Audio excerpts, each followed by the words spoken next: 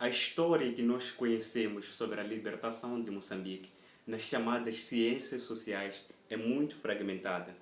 Se parares para perceber, tu vais ver que é difícil pegar os elementos fragmentados que eu já mencionei e juntar para poder reconstruir a história. Isto por quê? Porque falta elementos fundamentais e básicos da história para que nós tenhamos uma percepção aprimorada. A verdade é que há certos elementos históricos que faltam na nossa história, que na verdade não foram contados. Parece que houve uma tentativa de esconder, só que claro, história é história.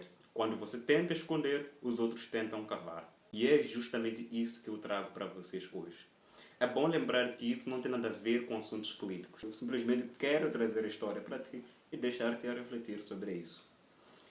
Bem na década de 60, se alguém se lembra, naquele momento, Moçambique estava a viver no clímax da sua história. As pessoas já estavam muito cansadas de serem exploradas pela governação portuguesa. Muitas pessoas foram eliminadas durante aquela época e muitos foram perseguidos. A maior parte dessas pessoas se esconderam em Tanzânia, de onde foram levados até Argélia para poderem ser treinados. E voltaram de novo à Tanzânia, onde prepararam tudo para que voltassem a Moçambique para poderem libertar o seu país. Bem naquele momento, havia uma necessidade de escolher-se uma pessoa para que pudesse presidir o movimento.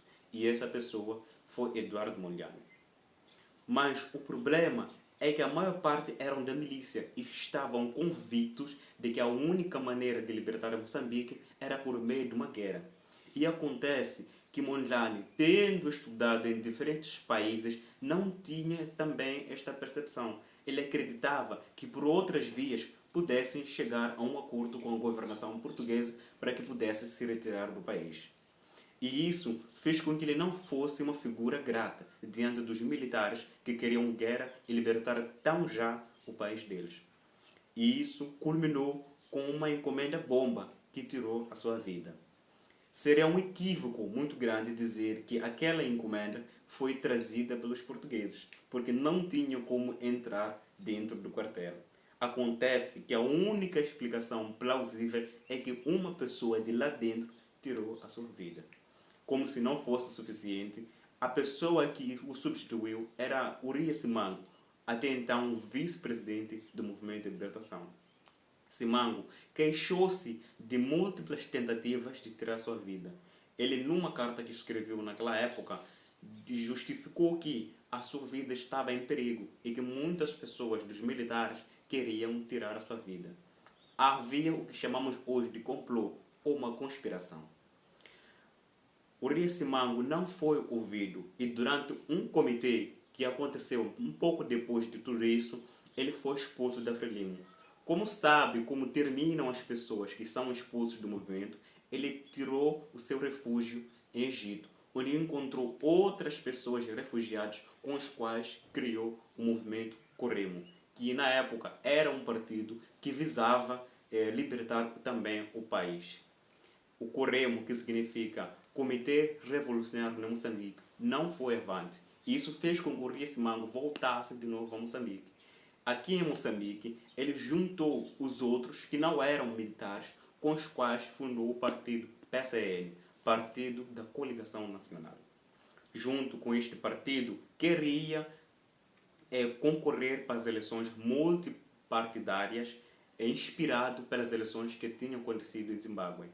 Acontece que isso não caiu no maior gosto dos militares da Frente de Libertação de Moçambique, que na época não admitiam quaisquer tipo de oposição. Acreditavam que cada um que era contra o movimento era amigo dos portugueses. Assim, todos esses foram levados todos para Nachingwea, em Tanzânia, onde foram concentrados no Centro de Reabilitação e Reeducação. Urias Simango, que parecia o chefe do movimento, foi forçado a fazer uma confissão. Essa confissão hoje não é nada convincente, visto que ele foi forçado a fazê-la. Naquela época, o Mateus Gwender, que é o padre da Igreja Católica, estava refugiado em Quênia, de onde foi raptado e levado também à Tanzânia.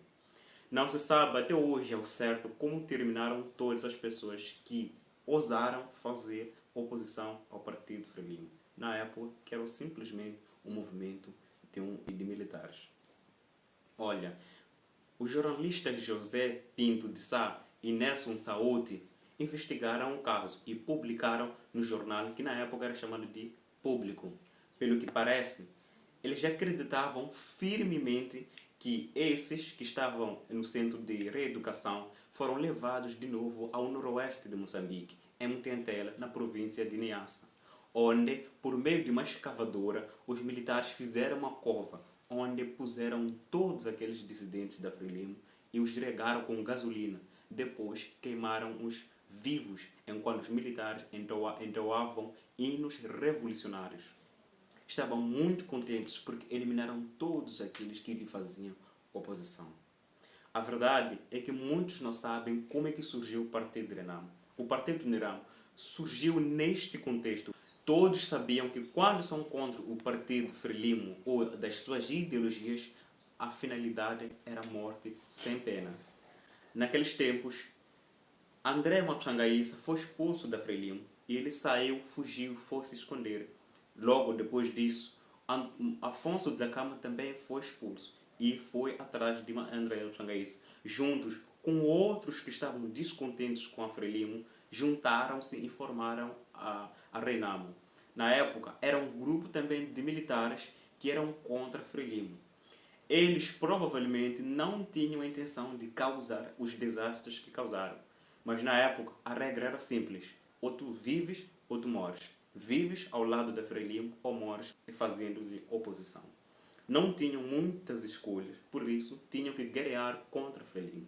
A princípio, eles não matavam o povo, eles lutavam apenas contra os quartéis de chefes de militares do Partido Frelimo. Foi assim que começou a famosa Guerra dos 16 anos. Mas bem antes disso, o movimento mais importante de todos é que quando aconteceu a Revolução dos Escravos em Portugal, isso enfraqueceu todas as colônias. Uma prova viva disso é que Moçambique e Angola foram todos independentes no mesmo ano. Olha, quando isso aconteceu, o Partido Frelimo dialogou com os colonizadores portugueses e chegaram a um acordo de que fariam um governo de transição. Mas Samora Machel, que na época já era o presidente do Movimento da Libertação, não teve muita paciência, saiu da Tanzânia e foi a Moçambique. Em Moçambique, começou a tecer duras críticas e remencionando todas as vergonhas praticadas pelos colonizadores. Isto encheu todo Moçambique de fúria. A maneira como o poder foi tomado das mãos dos portugueses não consta no livro. A Frelimo, e junto com seu presidente, que na época era Samora Machel, fizeram um golpe de Estado, numa época em que já tinham conversado com o governo português para fazer uma transição pacífica. Ele foi contra o juramento que fez aos portugueses e contra aquilo que era, na época, um acordo digno de ser respeitado. Assim, impactou negativamente a economia moçambicana, porque muitas pessoas, aqueles que ele conseguiu persuadir a ir contra os portugueses, começaram a dizimar comunidades brancas, forçadas a fugir até o país deles. Muitas províncias, como a província de Gaza, que sobrevivia à base da agricultura, ficou na pior miséria, porque todas as empresas administradas pelos portugueses não tinham como ser administradas. E muitas pessoas que trabalhavam para esses portugueses ficaram na pior por causa do desemprego. Este é o canal certo para você, para conhecer toda a história que foi oculta de ti, dos nossos antepassados, até o dia de hoje. Bom, fico por aqui, espero te ver no próximo vídeo. Deixe aí a sua inscrição, seu like, para poder impulsionar o canal.